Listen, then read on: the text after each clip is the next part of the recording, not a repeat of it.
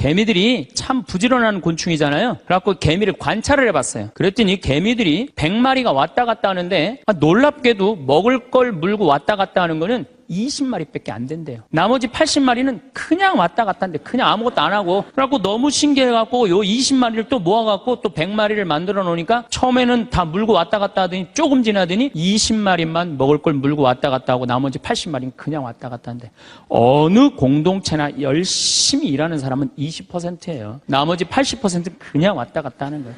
성당도 똑같아요. 성당도 보면은 성당 와서 미사해설하고, 나 오늘 저녁 너무너무 맛있게 먹었는데 저녁 준비하고 뭐 성당에서 봉사하는 사람은 20%고 나머지 80%는 그냥 왔다 갔다 하는 거야, 가방 들고. 근데 본당 신부가 그 20%에 초점을 맞추느냐 80%에 초점을 맞추느냐에 따라서 본당 분위기는 하늘과 땅 차이예요. 80% 그냥 왔다 갔다 하는 사람 맨날 욕해. 당신들 그래갖고 천당 가겠느냐, 당신들 그렇게 살아서 예수님한테 상 받겠느냐, 맨날 욕먹어. 그러면 20%, 열심한 20%가 무슨 생각을 하냐면, 나는 뭐야? 난 정말 집안일도 다 뒤로 하고 하느님 일 이렇게 열심히 하는데 칭찬 한 번도 받은 적이 없어. 그럼 그 사람들 기운 빠져요. 성당 분위기 쫙 떨어지는 거예요. 그런데 그 20%, 당신들 때문에 우리 성당 움직인다, 당신들은 하느님이 보내준 천사다, 정말로 고맙다, 이러면 20%가 으쌰으쌰 해갖고 신나게 움직이면은 나머지 80%도 얼떨결에 따라오는 거예요. 이게 바로 성당 분위기예요. 긍정적인 면을 강조하느냐 부정적인 면을 강조하느냐 엄청난 차이가 나요. 여러분들 남편들 100% 마음에 들어서 데리고 살아요? 한 20%만 마음에 들어도 데리고 사는 거예요. 술은 안 먹지 않느냐, 때리지는 않지 않느냐, 월급은 제때제때 갖다 주지 않느냐. 만약에 마음에 안 드는 80%만 맨날 말하면요, 그 부분은 못 살아요. 긍정적인 걸 보는 거 중요한 거예요. 내가 여기 비전동에 5년 있다가 경기도 광주 능평성당이라는 데를 갔어요. 근데 딱 갔더니 거기 가보니까 아무것도 없어. 그냥 성당은 천막에다가 옆은 콘테이너에다가 바닥은 맨 흙이야. 거기 그냥 바닥에 흙에서 막 원추리 붓꽃이 막 피는 거야. 제대 꽃꽂이가 필요 없어. 알아서 펴주니까. 갔는데 분당 요한성당에서 500명을 주고 경기도 광주에서 100명을 주고 경기도 죽전성당에서 150명을 줬어요. 750명이야. 딱 갔는데 안 그래도 성당도 허접한데, 아니 그 죽전에 사는 그 교우들이 우리 쪽으로 주교님이 발령을 냈단 말이에요. 이제 능평성당으로 가라고. 근데 거기서 전화가 왔어요. 교우들이, 신부님 우리가 이제까지 죽전성당 짓느냐고 그렇게 애를 썼는데 또 신설성당으로 우리 집으로 가라고 그러더니 이 말이 됩니까? 자기네들끼리 회의를 했는데 안 오기로 결정을 했대요. 자, 제가 그 안 온다는 150명하고 싸웠을 것 같아요? 안 싸웠을 것 같아요? 안 싸웠어요. 왜? 그분들 와봤자 더 골치 아파요. 더 골치 아파요. 그래서 오지 말으라고 그랬어요. 근데 나한테 600명이야. 근데 우리 이 능평성당은 이 버스를 타고 능평 교우들이 분당으로 나가면은요, 버스 한 번이면 가요. 근데 우리 성당으로 오려면 2번을 갈아타야 돼. 그러니까 교우들이 다 분당으로 나가는 거예요. 미사 참여 이제 딱 150명이 오는 거, 150명이 주일날. 내가 여기 떠날 때 주일날 여기 1700명이 왔거든요.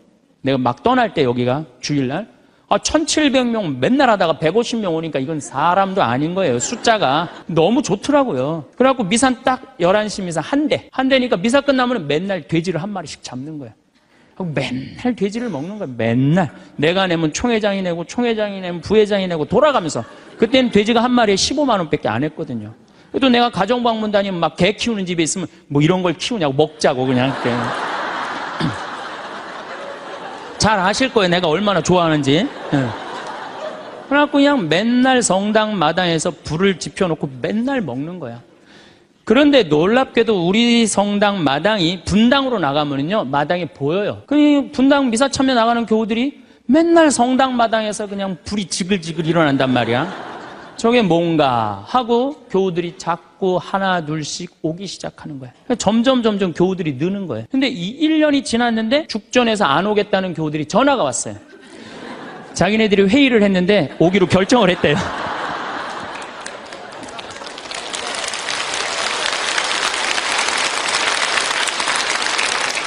그래서 제가 오지 말라고 그랬겠어요? 오라고 그랬겠어요? 대환영이라고. 그래서 오라고 떠났던 교우들이 다 오는데 교우들이 1000명이 됐어요. 1년에. 근데 또 이제 아파트가 조금씩 들어가고 2년 만에 2000명이 됐어요. 그냥 너무 즐겁더라고요. 또 거기는 교우들이 그 시골 교우들이라 산에 가고 개구리 잡아오고 뭐 하여튼 난 환경 운동하는 신부인데 너구리 잡아오고 별걸 다 잡아와. 이거 뭐 신부님 이거 개고기라고 그러고 거짓말하고 막 먹이고 너무 행복했어요. 그 예수 부활 대축일 끝나고 사순절 끝나고 예수 부활 대축일 미사 끝나고 난 다음에 숫자가 조금이니까 엠마오를 가도 회장단하고 안 가고 본당 교우들 다 가자. 우리 그땐 또 IMF 망해갖고 노는 사람이 너무 많았어요. 다 가자니까 너무너무 좋아하는 거야. 내가 애들한테 물어봤어요. 초등학교, 중고등학교 애들한테 야, 니네들 지금 학교 가는 게 중요하냐? 예수님 부활해갖고 지금 우리 엠마오 가는데 엠마오 가는 게 중요하냐? 그랬더니 애들이 엠마오 가는 게 중요하다는 거예요. 야외 학습 신청해. 그래갖고 엠마오 100명씩 데리고 평창에 놀러 가고. 너무너무 즐거운 거예요. 점점 즐거운 거. 교우들이 3년째 됐는데 성당을 자꾸 짓재는 거예요. 이제 교우가 2,000명으로 늘어나니까. 나는 안 짓는다. 얼마나 아름다우냐. 그냥 땅바닥에서 그냥 원추리 붓고 피고 그러는데. 아니, 짓재는 거예요. 그럼 저 보자. 그래갖고 3년 9월에 시작해갖고 4년 부활절 입당을 했어요. 7개월 만에 성당을 줬어요. 7개월 만에. 우리 교우들이 봉헌식 하는 날, 또 봉헌식 하는 날도 내가 초등학교 애들한테 물어봤어요. 얘들아, 지금 하느님 집이 젖었는데 학교가 중요하냐? 성당 봉헌하는 게 중요하냐? 성당 봉헌하는 게 중요하대요. 그래서 니네들 오후 2시에 봉헌시니까 오전에 학교 갔다가 조퇴 다 하고 와라. 애들이 조퇴하고 100명이 왔어, 100명이. 수요일 날 봉헌식을 했는데. 그냥 교우들이 그래, 우리가 언제 이렇게 성당을 줘서 봉헌을 했느냐고. 나는 3억 목표가 고객 만족이 아니라 고객 기절이에요. 교우들이 기절할 때까지 나는 한다. 그래서 여러분들 여기 어른들 바닷가 갔던 거 생각나요? 700명? 가서 그냥 3박 4일 동안 기절하면서 놀았잖아요. 근데 그때도 내가 이루지 못한 일을 여러분들이 올해 우리 전 신부님이랑 저 앞에 땅 사신 거 너무 대단한 거예요.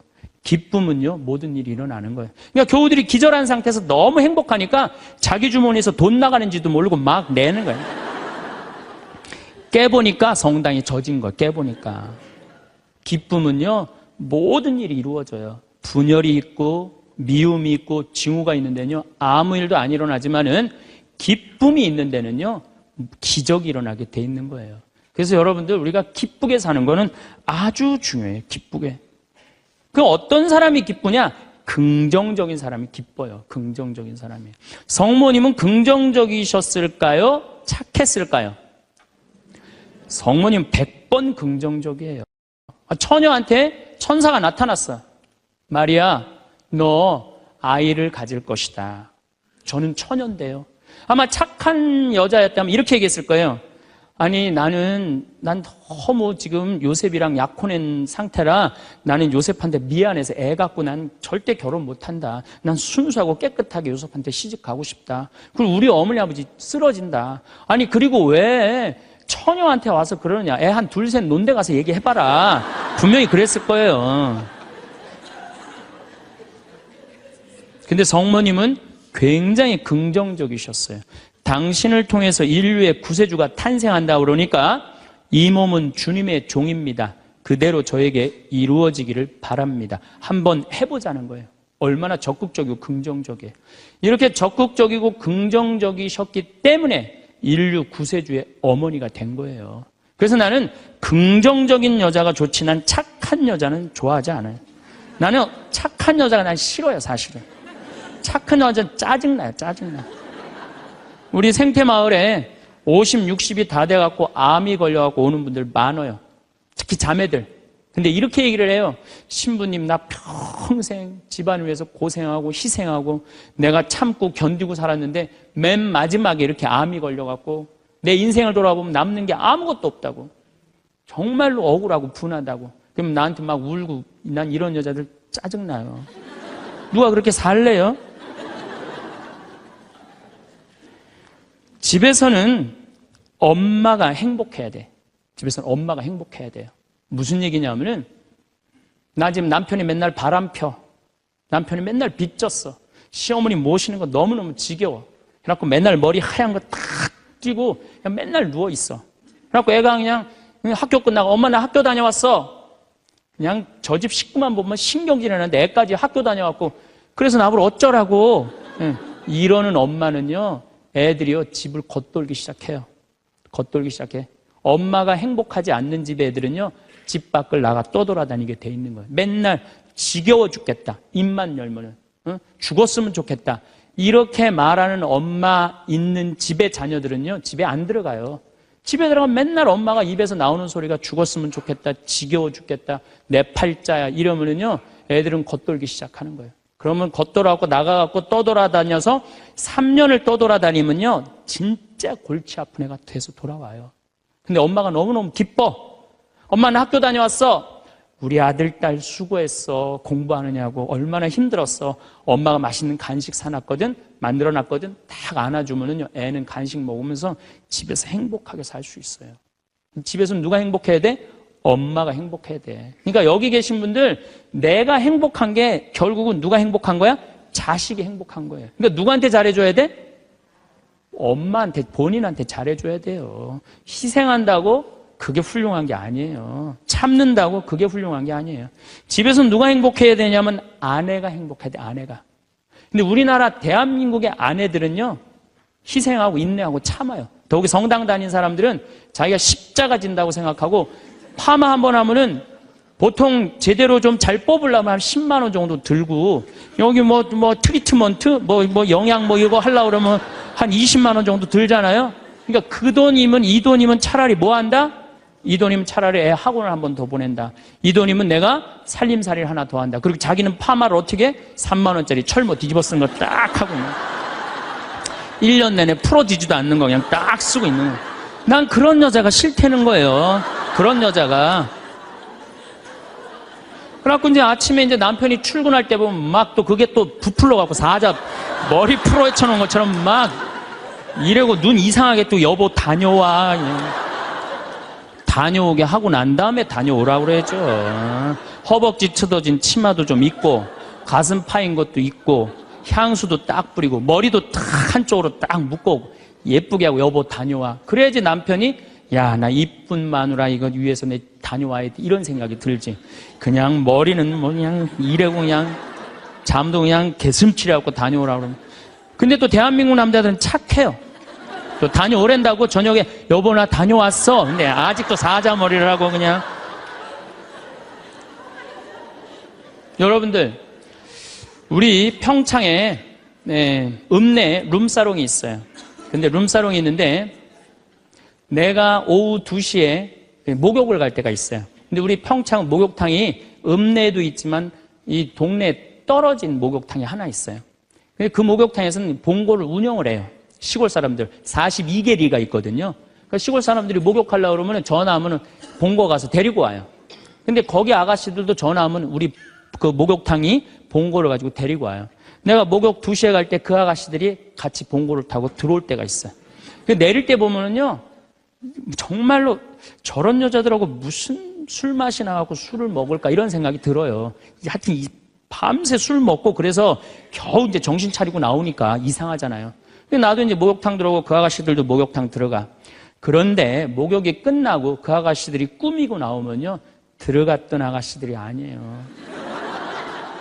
얼마나 예쁜지요. 술이 확 땡긴다니까 그 아가씨들 보면은.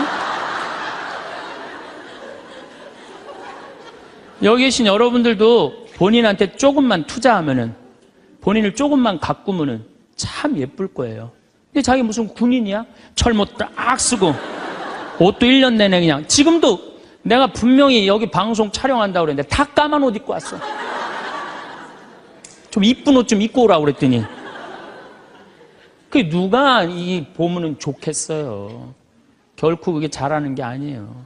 자기한테 투자하는 게 누구를 기쁘게 해주는 거냐면 자식하고 남편을 기쁘게 해주는 거야. 내가 결혼 20년이 됐어. 내가 자식 생일 차려주고 남편 생일 차려주고 시부모 생일 다 차려줬어. 근데 정작 내 생일이라고 뻑적지게 차려놓기가 좀 그렇잖아요. 그렇죠 여러분들? 우리 자매님도 그러시죠? 생일은 생일인데 아무도 안 알아주니까 미역국을 하나 딱 끓여놨어. 근데 역시나 남편이 웬 미역국을 훌딱 먹고 나가버렸어. 그럼 그때부터 울기 시작하는 거예요. 응? 20년 동안 내 생일 한번 기억을 못 해주고. 저렇게 무심할 수가 있느냐고. 혹시 저녁에 내 생일 기억해 줄까? 저녁에 그날따라 술이 떡이 돼갖고 들어왔어. 그럼 이제 나한테 와갖고 이제 신세 한탄을 하는 거예요. 신부님, 나는 내가 결혼한 지 20년이 돼갖고 정말로 먹고 싶은 거, 쓰고 싶은 거, 입고 싶은 거 안 하고 내 자식들 저렇게 키우고 살림살이 이렇게 했는데 20년 동안 내 생일 한 번도 기억해주지 않는다고. 난 정말로 너무 불행하고 슬프다고. 그리고 막 나한테 와서 우는 여자들, 난 그런 여자들이 싫어요. 자, 내가 생일이야. 내 남편이 기억을 못하는 것 같아. 그럼 오후에요, 남편 직장 근처에 나가세요. 나가고 전화하세요. 여보, 내가 결혼한 지 20년째 생일이고 내가 지금 50번째 내 생일이야. 내가 오늘 생일이 너무 기뻐, 즐거워. 나 너무 행복해 사는 게. 그래서 오늘 생일을 맞이해서 내가 한턱 쏠 테니까 나와. 내가 내면 되지. 그걸 그냥 기억해 줄래나 안 해줄래나, 역시 올해도 안 해주는구나. 그리고 울고 그냥 청승을 떨어요. 난 그런 여자가 싫다니까요. 내가 내면 될 거 아니에요. 그렇죠? 내가 멋있게 내면 될 거 아니에요. 무슨 돈으로 애 휴학시키고, 학교 무슨 학교야. 엄마 생일도 모르는 놈 대학 보내서 뭐 해요? 그렇지 않겠어요? 결혼 25주년이 됐어. 10주년도 까먹더니 20주년도 까먹더니 25주년은 기억해 줄래나? 한 달 전부터 계속 기다리는 거. 혹시 결혼 기념일 뭘 해줄까? 근데 역시 그날도 그냥 넘어갔어. 나한테 와갖고, 신부님, 난 결혼 25주년 동안 한 번도 기념일을, 선물을 받아본 적이 없다고. 그럼 막 눈물 흘리는 그런 여자들이 난 싫어요. 결혼 25주년인데 남편이 기억을 못하는 것 같다? 그럼 어떻게 하시면 돼요? 여보, 내 결혼 25주년인데 이번에 제주도가 7대 경관으로 뽑혔대. 내가 예약해놨거든. 일주일 동안. 다다음 주 휴가 내. 같이 갔다 오자. 내가 내면 되지. 내가 내면 되지 않겠어요? 근데 자기를 위해서 투자하는 걸 나쁘다고 생각해요. 그리고 20년 동안 인상을 쓰고 사는 거예요. 그리고 그 집을 전부 어둡게 만드는 거예요. 집에서 누가 행복해야 돼? 아내가 행복해야 돼. 아내가 행복해야 돼요. 집에서 누가 행복해야 되냐면은 며느리가 행복해야 돼. 며느리가 스트레스를 받고, 남편한테 스트레스를 받고, 자식한테 스트레스를 받으면요, 시부모는요 더 미치는 거예요. 뭐가 기쁘다고 시어머니를 모시겠어요? 그러니까 여기 있는 우리 형제님들, 내가 남은 인생 이게 참 안 죽는 게 문제예요. 옛날에는요, 평균 연령 46세 때는요, 조금 못 살아도, 남편이 속색여도, 시부모가 힘들게 해도 다 참고 살았어요. 왜 참고 살았는지 아세요? 몇 년만 참으면 죽을 거니까. 몇 년만 참으면 죽을 거니까 다 참고 살았어요. 요즘은 참고 살아도 50부터 110살까지 60년을 어떻게 참고 살아요? 뭔가 긍정적인 문제를 해결을 하고 행복하게 살아가야죠. 그러니까 집에서는 누가 행복해야 되냐? 며느리가 행복해야 돼. 그러니까 여기 있는 형제님들은 누구 행복만 책임지면 행복하냐면 마누라, 아내, 집사람만 행복하게 해주면요, 여러분들 일생은, 남은 생은 전부 편안해요. 남은 생은. 그래서 집에서는 이제는 21세기는 누가 행복해야 되냐면 여자가 행복해야 돼. 여자가 행복해야지 모두가 행복한 시대가 오는 시대가 됐다는 얘기예요. 성모님도 뭐라고 그랬어요? 내 영혼이 주님을 찬송하며 나를 구하신 하느님 생각에 내 마음 기뻐 뛰노나이다. 성모님이요, 그렇게 불행하게 산 게 아니에요. 굉장히 행복하게 사셨어요. 내 마음 기뻐 뛰논다. 그리고 인류의 구세주를 계속 키우셨는데 얼마나 행복하겠어요. 물론 마지막 날 아들 돌아가신 거 너무너무 마음 아팠지만은 금방 살아났잖아, 3일 만에. 그렇지 않아요? 근데 우린 뭐 통고의 어머니, 뭐 고통의 바다 이러는데, 내가 보기에는 성모님은요 굉장히 행복한 분이에요. 내 마음 기뻐 뛰논다고 그랬잖아요. 또 성모님이 엘리사벳을 찾아갔을 때 엘리사벳이 뭐라 그래요? 주님의 어머니가 나를 찾아주시다니 이게 어찌된 일입니까? 내 태중에 있는 이 아기도 기뻐서 뛰놀았다고 그래. 세례자 요한도 성모님의 어머니가 오니까 이게 얼마나 생동감 있는 찬양이에요. 성서에는 슬픈 것만 있는 게 아니라는 거예요. 기쁨이 너무 많다는 거예요. 결정적으로 우리가 예수님을 십자가상의 예수님만 생각하는데 그렇지 않다는 거예요. 요한복음 13장에 보면 예수님이 제자들의 발을 씻어줘요. 발을 씻어주고 난 다음에 마지막 유언을 해요. 뭐라고 유언을 하냐면은 나는 포도나무요 너희는 가지로다. 너희들이 정말로 내 옆에 붙어 있으면은 많은 열매를 맺을 것이다. 내 곁에 떠나지 말아라. 나하고 하나가 됐으면 좋겠다. 그리고 제자들을 향해서 뭐라 그래요? 아버지, 이 사람들이 하나 되게 해주십시오. 아버지와 내가 하나이듯이 이 사람들도 하나 되게 해주십시오. 그리고 나는 간다. 내가 가야만이 누가 오신다? 성령께서 오신다. 너 성령께서 오시면 너희들은 물어볼 게 아무것도 없다. 그리고 맨 마지막에 이런 말씀을 하세요. 내가 이 말을 너에게 하는 이유는 내 기쁨이 너희 안에 흘러 넘치게 하려는 것이다. 자, 예수님이 제자들의 발을 씻어줬어요. 최후에 만찬을 했어요. 그리고 마지막 유언을 했어요. 유언 맨 끝에 뭐라고 그랬냐면 내가 이 말을 하는 이유는 내 기쁨이 너희 안에 흘러 넘치려는 것이다. 지금은 고통의 시간이 다가오지만은 나중에 마지막 날에 하늘나라의 문이 열리면 너희들은 물어볼 것도 아무것도 없고 그 하늘나라를 얻었다는 기쁨에 너희들 가슴이 터질 것이다.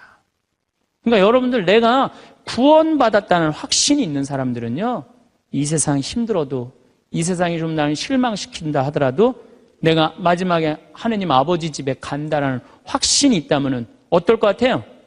항상 기쁠 수 있어요. 항상 기쁠 수 있어요. 근데 여러분들이 지금 어디에 욕심이 꽉 차 있느냐면은 이 세상에 욕심이 꽉 차 있는 거예요. 그렇기 때문에 여러분들이 참 신앙인이 못 되는 거예요. 신앙의 기본은 기쁨이다. 그래서 사도 바오로가 저는 항상 기뻐하여라. 이 말 굉장히 심오한 얘기 같아요. 그러고 난 다음에 끊임없이 기도하여라. 이거 아주 또 중요한 얘기죠. 여러분들 어떠세요? 우리 천주교 교우들 기도 참 열심히 해요. 근데 무슨 기도를 열심히 하느냐면 간구 기도를 너무 열심히 해.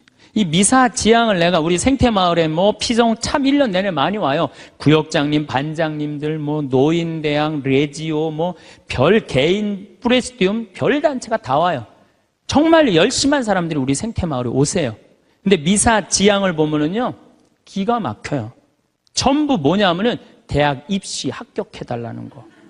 그 다음에 딸 결혼시켜달라는 거. 그 다음에 딸 애 생기게 해달라는 거. 임용고시 합격하게 해달라는 거. 그 다음에 전세 나가게 해달라는 거. 월세 나가게 해달라는 거. 지금 분쟁이 걸려있는데 분쟁 잘 되게 해달라는 거. 이런 게 미사 지향이에요. 여러분 진정한 미사 지향은 내 영혼의 구원을 위해서. 오늘 나를 위해서 미사 넣으신 우리 교우가 한 분인데 난 너무너무 고마워요. 나를 위해서 미사를 넣어야 돼요. 근데 우린 너무너무 간구 기도가 많아. 간구 기도를 자꾸 하느님께 드리다 보면은 내가 신앙이라는 건 내가 하느님의 뜻을 실천하려고 신앙생활하는 거예요. 근데 간구 기도를 자꾸 하다 보면은 나중에 보면 하느님이 내 뜻을 실천하고 있어. 하느님이. 그러니까 내가 하느님의 종이 아니라 누가 내 종이 돼 있어? 하느님이 내 종이 돼 있는 경우가 너무 많아. 하느님이 내 종이 돼 있는 경우가. 그 신앙이 올바르지 않아요. 여러분들 자녀들이 30살까지 키워놨어. 그랬더니 자녀가 와갖고 어머니 아버지 나 이렇게 30살까지 키워주셔서 너무 감사합니다. 차를 좀 그랜저로 바꿔드릴까요? 핸드폰을 좀 좋은 걸로 큰 걸로 바꿔드릴까요? 텔레비전 LED로 바꿔드릴까요? 집을 천당역 분당으로 옮겨드릴까요? 이런 자식은 토요일날 온다면 기다려져요? 안 기다려져요? 기다려지죠? 근데 올 때마다 엄마 나 이번에 우리 애가 대학 들어가는데 엄마 학비 좀 대줘. 거기 땅 있잖아. 그거 팔아갖고 학비 좀 손자 학비 좀 대줘. 엄마 나 차 좀 바꿔줘. 엄마 나 집 좀 강남으로 가게 좀 돈 좀 줘. 맨날 올 때마다 징징거리면서 달라고 그러는 자식. 엄마 나 토요일날 집에 갈게. 그럼 무서워요 안 무서워요? 무섭죠? 하느님도 똑같아요. 이렇게 하면 눈 두 개 콧구멍 두 개 그냥 다 주셨는데 여러분들이 묵주기도 9일기도 책 딱 펼치고 묵주 딱 붙잡으면요 하느님이 깜짝 놀라는 거야. 이번 때 뭘 달라고 저게 또 9일기도 시작하나. 그렇게 많이 줬는데 헌금이나 많이 하면서 달라면 내가 이해를 해. 여러분들 1,000원짜리하고 10,000원짜리가 길 가다가 만났대요. 1,000원짜리가 10,000원짜리한테 물어봤대요. 너 요즘 어떻게 지내느냐? 그랬더니 10,000원짜리가 나 요즘 너무 바쁘다고. 한국 시리즈 야구 구경도 가야 되고 연극도 보러 가야 되고 갈비도 먹으러 다녀야 되고 여행도 다녀야 되고 교회도 다녀야 되고 너무 바쁘다고. 이 파리 나무 십자가 공연도 보러 가야 되고 너무 바쁘다고. 그러니까 10,000원짜리가 또 예의상 1,000원짜리한테 물어봤어요. 그러는 너는 어떻게 지내느냐 그랬더니 1,000원짜리 하는 말이 나는 사는 게 하나도 재미가 없어. 그날이 그날 같고 매일 똑같아. 뭐가 그렇게 그날이 그날 같은데? 그랬더니 1,000원짜리가 하는 말이 나는 하는 일이라고는 성당 다니고 또 성당 다니고 성당만 다녀 그러더래요. 아니 하느님한테 헌금이나 많이 하면서 시키면 내가 이해를 해. 딸랑 1,000원 주면서 뭐 이렇게 부탁하는 게 많아요. 미사 예물도 그래. 내가 보면은 이렇게 10,000원짜리 미사 예물 넣고 막 10명씩 쓰는 사람들 많아요. 그 한 사람당 1,000원이야, 한 1,000원. 내 얘기가 아니야. 내 동창 신부 얘기예요. 내 동창 신부님 얘기예요. 송영호 뻘건이 신부님 얘기예요. 나 좋은 거 배웠어요. 그 신부님한테. 아니, 하느님한테 미사 예물을 내면서 1,000원을 내면서 10,000원을 내면서 10명을 쓰면 어떻게 해. 그러니까 하느님이 1,000원 받고 너무 바빠요. 1,000원 받고. 헌금이나 많이 하면서 달라면 내가 이해를 해. 딸랑 1,000원 하면서 그냥 자꾸 간구 기도를 하다 보면 하느님을 시험하게 돼요. 자꾸 간구 기도를 하다 보면. 데살로니가 전서 5장 16절에 나와 있어요. 항상 기뻐하여라. 끊임없이 기도하여라. 어떤 처지에서든 감사하여라. 여러분들 어때요? 세상 사는 거 기쁘세요? 안 기쁘세요? 기뻐요? 근데 항상 기뻐요?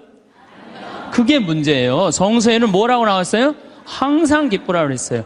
우리가 80평생을 산다고 보면은 일을 하는데 26년을 쓴대요. 일을 하는데 잠을 자는데 한 23년을 쓴대요. 그걸 밥 먹는데 6년을 쓴대요. 그 다음에 사람 기다리는데 6년을 쓴대요. 그리고 텔레비전 보는데 10년을 쓴대요. 근데 너무 기뻐갖고 막 웃으면서 그 기쁨을 만끽하는 거는 22시간 3분밖에 안 된대요. 80평생에. 항상 기쁜 게 아니야, 항상 기쁜 게. 근데 성서에는 항상 기쁘라고 그랬는데 우리는 22시간 3분밖에 안 기쁘단 말이에요. 여러분들 월세 살고 전세 살 때 꿈이 뭐예요? 나는 17평 아파트라도 내 이사 안 다니고 내 집 하나 가졌으면 원도 한도 없겠다. 그래갖고 정말로 열심히 돈을 모아갖고 17평짜리 아파트를 샀어. 방 2개짜리인데 너무 좋은 거야. 이제 이사 안 다녀도 되니까. 그래갖고 쓸고 닦고 그냥 그 방 2개 그냥 빛이 번쩍번쩍 나요. 그렇게 행복하게 사는데 갑자기 친구가 차미슬 아파트 32평짜리 아파트 이사간 친구가 나 이 32평 아파트 샀다고 집들이 한다고 오라고 그래갖고 그 집에 딱 갔는데 우리 집 17평이 그 집 베란다에 들어가게 생긴 거야. 그때부터 기뻐요, 안 기뻐요? 안 기뻐요. 이때부터 목표가 바뀌어요. 17평에서 뭘로 바뀌어요? 32평으로 바뀌어. 그래갖고 그냥 허리띠를 졸라매. 제일 만만한 게 뭐야? 교무금이야. 7만 원 내던 거 그냥 3만 원으로 딱 줄이고 열심히 그냥 한 10년을 모았어. 10년을 모았는데 모아갖고 경남 아파트 32평 샀어. 32평 사갖고 그냥 너무 행복한 거야. 근데 이 32평에는 안방에 샤워실도 있고 화장실도 있는 거예요. 온 세상을 다 얻은 것 같아. 그냥 너무 행복한데 아니 친구가 천당역 분당에 50평짜리 아파트 샀다고 초대를 하네. 거기 가보니까 우리 집 32평이 어디에 들어가게 생긴 거예요? 그 집 거실에 들어가게 생긴 거예요. 우리가 이 세상을 살면서요 욕심을 부리다 보면은요 항상 기쁘지 않아요. 세상적인 욕심은요 채워도 끝이 없어요. 그래서 바다는 채워도 사람 욕심은 못 채운다는 거예요. 여기 계신 분들 혹시 난 지금 너무 괴로워, 내가 사는 게 힘들어, 뭐 때문에 힘드느냐면 지금 현실이 힘든 게 아니에요. 여러분들 욕심이 너무 많아서 힘든 거예요. 이유는 다른 거 하나 없어요. 그런데 우리가 목표가 하늘나라인 사람, 나는 이 세상적인 게 날 좀 실망시킨다 하더라도, 이 세상적인 출세를 좀 못했다 하더라도 나의 최종 목표는 하늘나라다. 정말로 아름다운 꽃이 있고 아름다운 사람들이 있고 성모님이 있고 하느님이 있고 예수님이 있고 오늘 채칠야 성녀 같은 그런 정말 아름다운 분들이 있는 그곳에 내가 간다라는 희망을 가진 사람은요 이 세상적인 게 날 좀 실망시킨다 하더라도 항상 기쁘게 살 수 있어요. 그런데 이 세상에 욕심만 부리다가 하느님 믿지도 않고 하늘나라에 대한 희망을 두지 않는 사람은 마지막에 빈털터리로 갈 수 있다는 얘기입니다. 제가 평창에서 우리 생태마을에 한 100명 정도 시각장애자들이 와서 강의를 들었어요. 근데 그냥 강의를 너무 재밌게 듣는 거예요.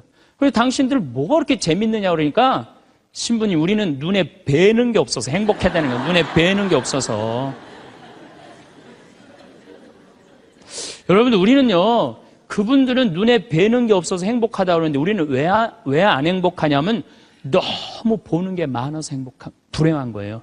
BMW, 벤츠, 그 다음에 남하고 비교하는 거야. 내 자식하고 남 자식하고 비교하는 거야. 내 자식은 요것밖에 안 됐는데 남 자식은 뭐 서울대학에 무슨 뭐 변호사에 뭐 판사에 검사에 의사에 내 자식 꼬라지는 요것밖에 안 되고, 그러니까 불행한 거예요. 한국 사람들이 왜 불행한 줄 알아요? 모두 출세해야 돼.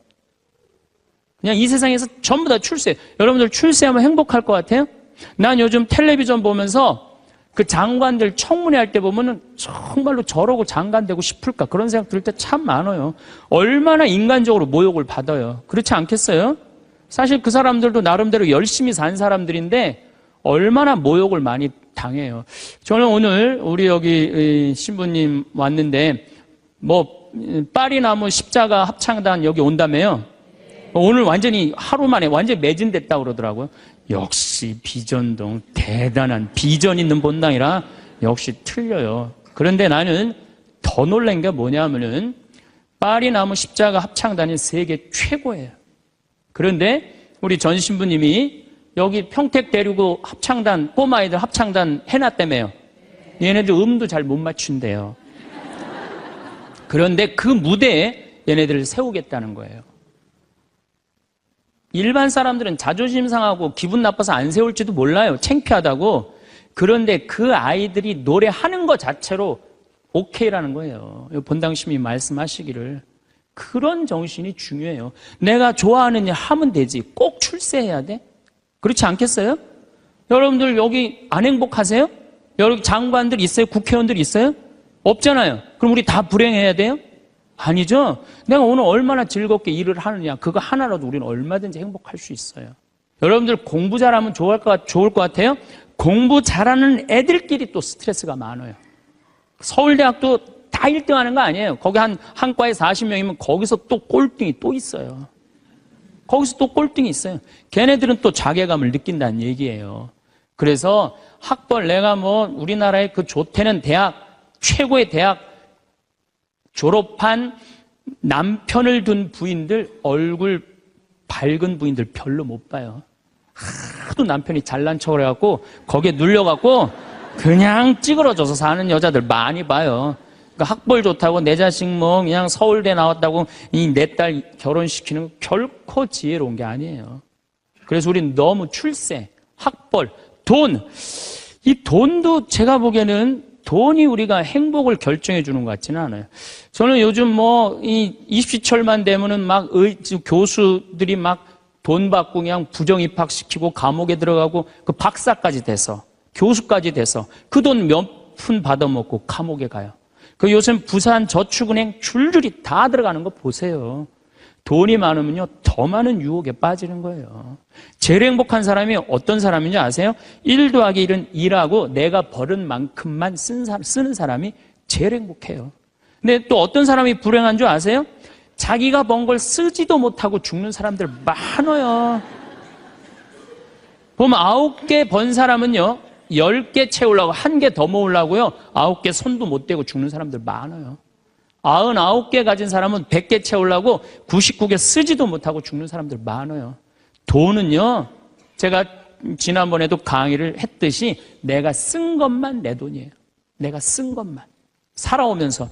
여러분 이제까지 살아오면서 여행 다니고 맛있는 거 먹으러 다니고 성당 봉헌하고 여기 이 땅 사는데 위대한 일 하신 분들 땅값 내고 이것만 내 돈이에요. 내가 여기 비전동에서 제일 열받을 때가 언제였느냐면은 IMF 때 여기 내가 있을 때 터졌거든요. 근데 우리 교우들 20억, 30억 날라간 교우들 많아요. 여기 안에. 근데 술이 취해갖고 나한테 와갖고 뭐라는 줄 알아요? 신부님 이렇게 망할 줄 알았으면은 하루아침에 날릴 줄 알았으면 성당에 봉헌이라도 많이 할 걸. 내가 이 성당에서 내가 그 경험을 했다니까. 제일 열받는 거야. 다 잃어버리고 후회하지 말고 언제 해요? 있을 때 하세요. 있을 때. 그러니까 여기 지금 땅 산 거 열심히 봉헌하세요. 돈이 나를 행복하게 하는 건 아니에요. 또 우리나라 사람들은 외모를 너무 따져. 외모를. 이 네 가지가 우리나라 사람들이 기쁘지 않는 이유 중에 하나래요. 그래갖고 그냥 텔레비전 보면 그냥 저는 요즘 나이를 먹어서 그런 게 아니라 연예인을 구분을 못 하겠어요. 다 그놈이 그놈 같고 그 여자가 그 여자 같아요. 다 똑같이 생겼어. 어떻게? 그런데 얼굴 잘생긴 남자들 여러분들 같이 살아보는 여기 자매님들 어때요? 속 끓어요 안 끓어요? 끓어요. 얼굴 남자 얼굴은요 그저 둥글둥글하니 투실투실하니 그냥 후덕한 그런 얼굴이 제일 좋은 거예요. 잘생겨봤자요 바람이나 피고 골치 아파요. 또 여자 얼굴 이쁘면은 그거 피곤해요. 이 남자 저 남자 찝쩍찝쩍 거려서. 예. 얼굴은 그저 나같이 씹다 뱉은 수제비 같이 생긴 게 제일 좋은 거야. 제일 좋은 거예요. 우리가 이 출세, 학벌, 돈, 외모만 매달리지 않고 나 생긴 대로만 사는 사람은요 너무 즐겁게 살아요. 우리나라 직업 행복 지수 1등이 사진작가예요. 사진작가. 사진 찍는 사람들이 제일 행복하대요. 자연 다니면서 마음껏 세상을 다 담을 수 있잖아요. 얼마나 좋아요. 그러니까 여러분들 내가 원하는 일을 지금부터 찾아서 하라는 거예요. 여러분들 쉽게 안 죽어요. 여러분들 앞으로 지금 50대신 분들 손 들어보세요. 50대신 분들 손 들어보세요. 나 50 넘었다. 여러분들 앞으로 60년 남아있어요. 60년 동안 밥 먹고 자고 밥 먹고 자고 이 일만 할 수 없어요. 내가 원하는 일을 하다 죽어야 돼. 원하는 일을 하다 죽어야 돼. 지금부터 그 일을 찾아 나서야지 여러분들 행복해요. 그 시각장애우들이 심히 우리 눈에 뵈는 게 없어서 행복하다 그러더니 그분들이 우리 생태마을 앞마당에 보면 강이 내려다 보여요. 강이 내려다 보이는데 내 형제가 이 시각장애자들 눈에 열이 너무 많았고 눈을 차라리 빼버리는 장애우들이 많아요. 그래서 아예 빼는 교우들도 있어요. 근데 눈을 정말로 다 뺀 형제 넷이서 그 강을 이렇게 내려다 보면서 내려다 보는 건지 안 내려다 보는 건지 잘 몰라도 얘기를 하는 걸 내가 들었어. 야 베드로야, 내가 우리나라 참 많이 다녀봤는데 이렇게 경치 좋은 데는 처음이라는 거예요. 그래서 내가 물어봤어요. 아니 뭐가 그렇게 경치가 좋은지 당신이 어떻게 아느냐고. 신부님 강물 소리 들리지 않느냐 이거야. 그 다음에 새소리 들리지 않느냐 이거야. 그 다음에 느티나무가 있는데 바람에 느티나무 흔들리는 소리 들리지 않느냐. 그 다음에 5월 달에 꽃이 만발했는데 이 꽃 향기 미친다는 거 맑은 공기에. 아니 눈이 없는 우리 보이지도 않는 우리 시각장애우들도 이렇게 경치 좋은데 처음이라는데 우리는 그냥 두 눈을 다 뜨고 이 아름다운 별도 보고 하늘도 보고 단풍도 보고 이 평택 들판도 보는데 내가 안 기쁘다. 이 사람들 어때요?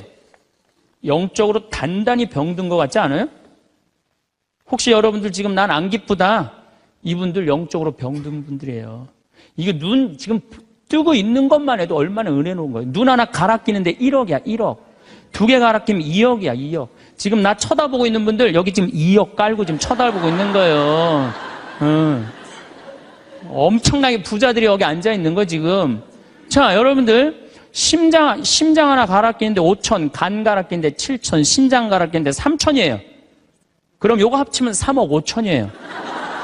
팔 하나 갈아 끼는데 400, 양팔 800, 양다리 1600 이거 합치면은 아니 이렇게 양다리 양팔 다 갖고 있으면서 내가 기쁘지 않다. 지금 기쁘지 않는 분은 욕심이 꽉 차서 기쁘지 않는 거예요. 돈 욕심, 자식 욕심, 명예 욕심. 이 욕심을 아직 못 채웠다고 지금 기쁘지 않고 맨날 짜증 부리고 신경질 부리는 거예요. 지금 이렇게 건강한 몸으로 지금 집에서 여기 성당까지 걸어오셨다. 여러분들은 무조건 행복해야 되고 기뻐야 돼요. 근데 여러분들은 지금 걸어서 두 다리로 여기까지 와서 앉아있다. 그럼 무조건 삶의 충만함, 살아있는 거에 대한 희열을 느끼셔야 돼. 난 정말로 건강하게 살아서 내가 움직이고 있구나. 근데 난 지금 얼굴에 그냥 기쁨이 하나도 없어. 이분은 뭔가 영적으로 병이 든 분이에요. 치료가 필요해, 영적으로. 그럼 어떤 사람이 기쁘냐 하면은 긍정적인 사람이 기뻐요. 부정적인 사람은 기쁘지 않아요. 세상을 삐딱하게 보는 분들은 안 기뻐요. 보면은 장사 안 돼도 대통령 탓, 고수톱 안 돼도 대통령 탓, 내가 이렇게 지질이 못 사는 것도 부모 탓, 다 남 탓하는 사람은요, 기쁠 수가 없어요. 남 욕하는 사람은 행복하지가 않다는 거예요. 많은 사람들은 여전히 행복을 조건의 문제로 여기며 살아갑니다. 돈이 조금만 더 있으면, 집이 조금만 더 넓으면, 아이들이 조금만 더 잘 되면 그때는 행복할 수 있을 거라고 생각합니다. 그렇게 미뤄온 행복은 한 번도 제때 오지 않았습니다. 늘 다음 달로, 내년으로, 아이가 크면으로 유예되었고 그 사이에 삶은 조용히 늙어갔습니다. 행복은 늘 준비 중이었고 삶은 늘 그 사이에서 지나갔습니다. 이것은 개인의 잘못이 아닙니다. 우리 모두가 그렇게 배웠고 그렇게 살도록 요구받았습니다. 행복은 무언가를 이루고 나서야 누릴 수 있는 보상처럼 여겨졌고 지금 이 순간은 언제나 불완전한 것으로 치부되었습니다. 목표를 달성하면, 빚을 갚으면, 안정되면 그때 행복해질 수 있다고 믿었습니다. 하지만 그 목표를 이루고 나면 또 다른 목표가 생겼고 빚을 갚고 나면 또 다른 걱정이 찾아왔습니다.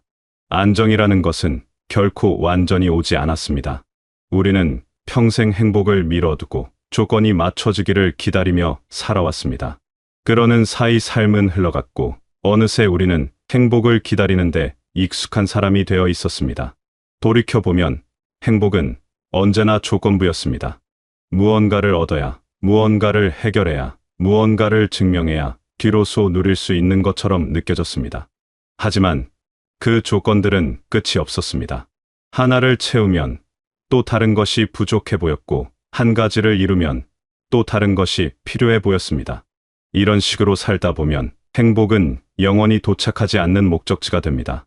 그저 저 멀리서 반짝이는 신기루처럼 보일 뿐 실제로 손에 잡히는 일은 없습니다. 우리는 행복을 향해 달려왔다고 생각했지만 사실은 행복으로부터 점점 멀어지고 있었는지도 모릅니다. 이런 삶의 방식은 우리 스스로를 지치게 만듭니다. 항상 무언가가 부족하다고 느끼고 항상 더 노력해야 한다고 생각하며 지금의 나는 충분하지 않다고 여기게 됩니다.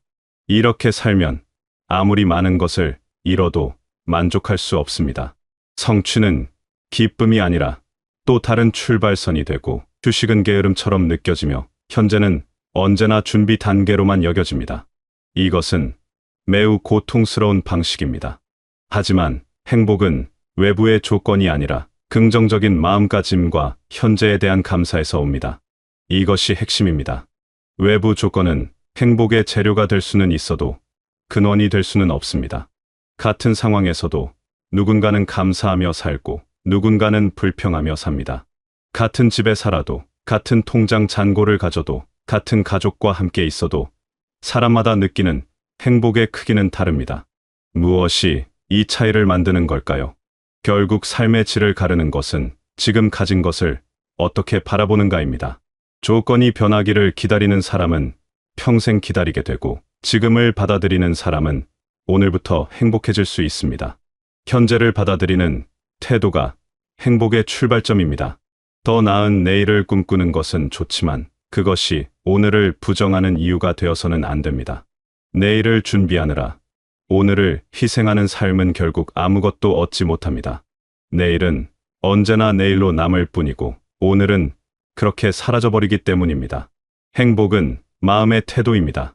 같은 하루를 살아도 어떤 마음으로 사느냐에 따라 그날의 질이 완전히 달라집니다.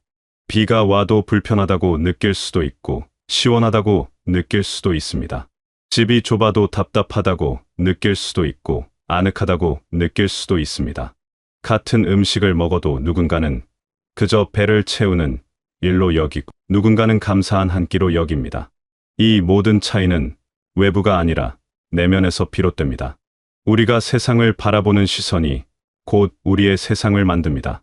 마음가짐을 바꾸는 것은 쉬운 일이 아닙니다. 습관처럼 굳어진 생각과 태도를 바꾸려면 의식적인 노력이 필요합니다. 하지만 불가능한 일도 아닙니다. 작은 것부터 시작하면 됩니다. 아침에 눈을 뜨면 오늘 하루를 무사히 시작할 수 있음에 감사하고 밥을 먹으며 이 음식이 내 몸을 건강하게 해줄 것에 감사하고 밤에 잠자리에 들며 오늘 하루를 무사히 마쳤음에 감사하는 것입니다. 이런 작은 감사가 쌓이면 삶을 바라보는 시선이 조금씩 달라집니다. 참고 견디는 삶이 반드시 가족을 위한 것은 아닙니다. 많은 사람들이 가족을 위해, 자녀를 위해, 주변 사람들을 위해 스스로를 뒤로 미루며 살아왔습니다. 그것이 옳은 일이라 믿었고, 그것이 사랑의 방식이라 배웠습니다. 하고 싶은 것을 참고, 사고 싶은 것을 미루고, 쉬고 싶을 때도 쉬지 않았습니다. 나중에 여유가 생기면, 아이들이 다 크면 그때 나를 위한 시간을 가지겠다고 다짐했습니다. 하지만 그 나중은 좀처럼 오지 않았습니다. 스스로 지쳐있는 사람 곁에서는 가족도 편안해질 수 없습니다. 억눌린 감정, 채워지지 않은 마음, 쌓여만 가는 피로는 결국 관계 속으로 스며들게 됩니다. 말투가 거칠어지고 표정이 굳어지고 작은 일에도 예민해집니다. 스스로는 참고 있다고 생각하지만 그 참음은 미세하게 새어 나와 주변을 무겁게 만듭니다. 나를 가꾸고 나에게 기쁨을 허락하는 태도는 이기심이 아니라 책임입니다. 나를 챙기는 사람만이 타인에게 여유를 나눌 수 있습니다. 마음에 여백이 있어야 누군가를 진심으로 받아들일 수 있고, 내가 채워져 있어야 누군가에게 온기를 전할 수 있습니다. 희생은 미덕이 아닙니다. 지속 가능한 사랑은 나를 지키면서도 타인을 아끼는 균형에서 나옵니다. 내가 무너지면 내가 지키려던 것들도 함께 무너집니다. 내가 행복해야 내 주변도 행복해질 수 있습니다. 이것은 이기적인 생각이 아니라 지혜로운 생각입니다. 나를 먼저 채우는 것이 결국 모두를 위하는 길입니다. 나를 위한 시간을 갖는 것은 사치가 아닙니다. 그것은 삶을 지속하기 위한 필수적인 과정입니다. 좋아하는 것을 하고 편안한 곳에 가고 마음이 편한 사람들과 시간을 보내는 것은 삶의 활력을 회복하는 일입니다. 이런 시간 없이 계속 달리기만 하면 언젠가는 멈춰 서게 됩니다. 그리고 그때는 이미 너무 지쳐서 다시 일어서기 어려울 수도 있습니다. 쉬는 것은 게으름이 아니라 다시 시작하기 위한 준비입니다. 나를 돌보는 것은 방종이 아니라 건강한 삶을 위한 투자입니다. 누가 나를 알아주길 기다리며 사는 삶은 점점 초라해집니다. 가족이 알아주기를, 주변 사람들이 인정해주기를, 누군가 내 수고를 알아봐 주기를 바라는 마음은 자연스럽습니다. 하지만 그 기대가 삶의 중심이 되는 순간 행복은 타인의 손에 맡겨지고 맙니다. 타인의 인정과 칭찬은 기쁜 일이지만 그것이 없다고 해서 내 가치가 사라지는 것은 아닙니다. 내가 나를 먼저 인정해야 합니다. 내가 나의 수고를 먼저 알아봐야 합니다. 행복은 주어지는 보상이 아니라 매일 선택하는 태도입니다. 누군가 나를 행복하게 해주기를 기다리는 것이 아니라 내가 스스로 행복을 선택하는 것입니다. 작아 보여도 내가 나를 위해 쓰는 시간, 돈, 마음이 삶을 바꿉니다. 좋아하는 음식을 먹는 것, 마음 편한 사람과 시간을 보내는 것, 아무 일도 하지 않고 쉬는 것, 이런 소소한 선택들이 쌓여 삶의 질감을 만듭니다. 누군가의 허락을 기다릴 필요가 없습니다. 내가 나에게 허락하면 됩니다. 그것이 진짜 주도적인 삶입니다. 행복은 거창한 무언가가 아닙니다. 아침에 일어나 창문을 열고 신선한 공기를 마시는 것, 따뜻한 물로 씻는 것, 맛있게 밥을 먹는 것, 이런 작은 것들이 모여 행복한 하루를 만듭니다. 이런 것들을 당연하게 여기지 말고 감사하게 여길 수 있을 때 삶은 풍요로워집니다. 매일 작은 선택을 하십시오. 나를 위한 선택, 나를 기쁘게 하는 선택을 하십시오. 그것이 쌓이면 인생 전체가 달라집니다. 행복은 먼 미래에 있는 것이 아니라 지금 이 순간의 선택 속에 있습니다. 오늘 무엇을 선택하느냐가 내일의 나를 만듭니다. 거창한 변화를 꿈꿀 필요는 없습니다.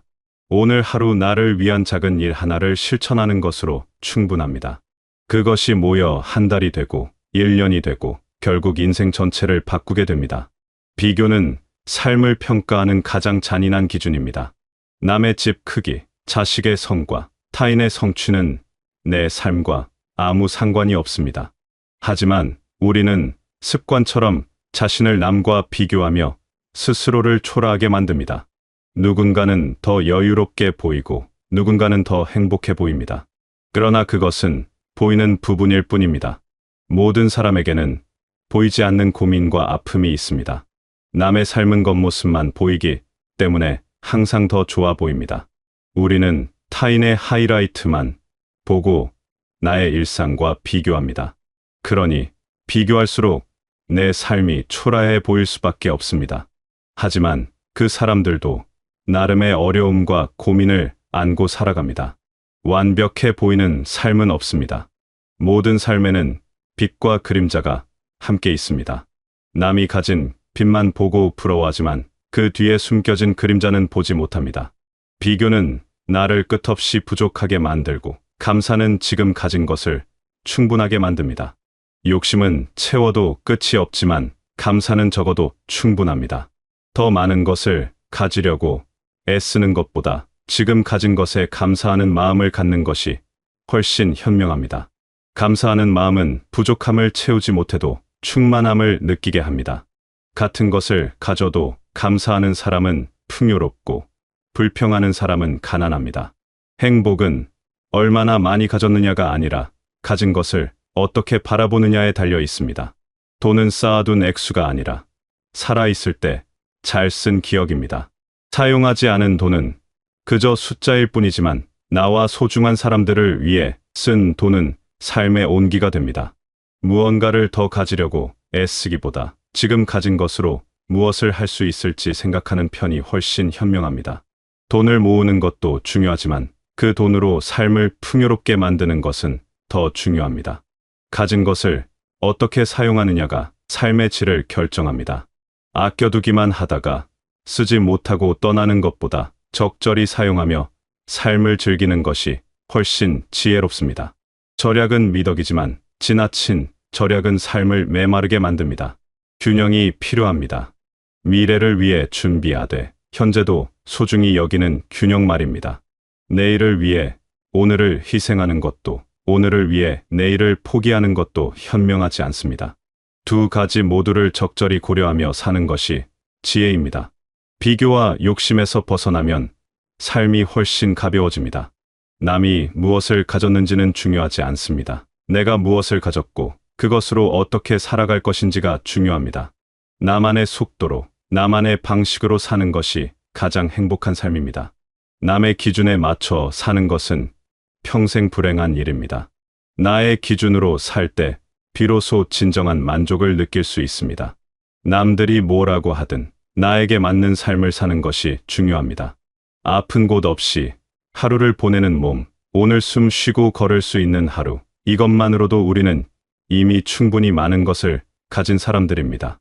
건강은 잃고 나서야 그 소중함을 깨닫게 되는 것 중 하나입니다. 통증 없이 잠들 수 있는 밤, 불편함 없이 움직일 수 있는 오전, 무언가를 맛보고 느낄 수 있는 감각, 이 모든 것이 당연하지 않습니다. 몸이 아프면 모든 것이 무의미해집니다. 돈이 아무리 많아도, 집이 아무리 좋아도 건강하지 않으면 아무것도 누릴 수 없습니다. 건강할 때는 그 소중함을 모르지만 아플 때는 그것이 얼마나 큰 축복인지 절실히 깨닫게 됩니다. 지금 여러분이 큰 고통 없이 하루를 보내고 있다면 그것만으로도 감사할 일입니다. 아침에 일어나 몸을 움직일 수 있고 하루 종일 활동할 수 있고 밤에 편안히 잠들 수 있다면 그것은 정말 큰 축복입니다. 우리는 이미 많은 것을 가지고 있습니다. 다만 그것을 당연하게 여기며 살았을 뿐입니다. 눈을 떠서 세상을 볼 수 있고 귀로 소리를 들을 수 있고 입으로 말할 수 있고 손발을 움직일 수 있다는 것, 이 모든 것이 기적입니다. 하지만 우리는 이것을 너무 당연하게 여깁니다. 없는 것에 집중하느라 가진 것을 보지 못합니다. 시선을 조금만 바꾸면 우리 주변에는 감사할 것들이 가득합니다. 행복은 멀리 있지 않았습니다. 늘 지금에 있었을 뿐입니다. 지금 이 순간을 온전히 받아들이고 지금 가진 것에 감사하는 마음이 생길 때 비로소 행복은 시작됩니다. 행복은 특별한 사건이 아니라 일상 속에 있습니다.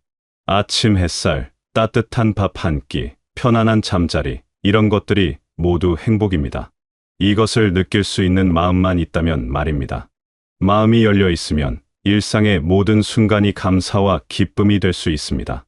감사는 가장 강력한 행복의 도구입니다. 감사하는 마음을 가지면 같은 상황도 다르게 보입니다.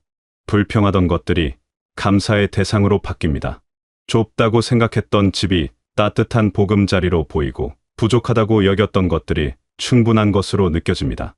관점이 바뀌면 세상이 바뀝니다. 같은 세상이지만 완전히 다른 세상이 됩니다. 이것이 감사의 힘입니다. 외부가 바뀌기를 기다리지 마십시오. 조건이 갖춰지기를 기다리지 마십시오. 여러분은 지금 이대로도 행복할 자격이 있고 지금 이 순간부터 행복해질 수 있습니다. 작은 것에 감사하고 작은 기쁨을 허락하고 스스로에게 친절해지는 것부터 시작하십시오. 그것이 쌓이면 삶은 저절로 부드러워집니다. 행복은 거창한 성취가 아니라 일상 속 작은 만족에서 자랍니다.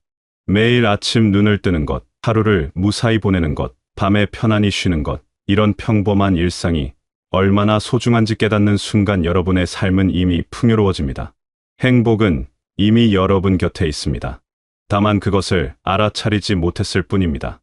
여러분은 이미 많은 것을 가지고 있습니다. 건강한 하루, 평온한 마음, 사랑하는 사람들, 이 모든 것이 여러분의 삶을 이루고 있습니다.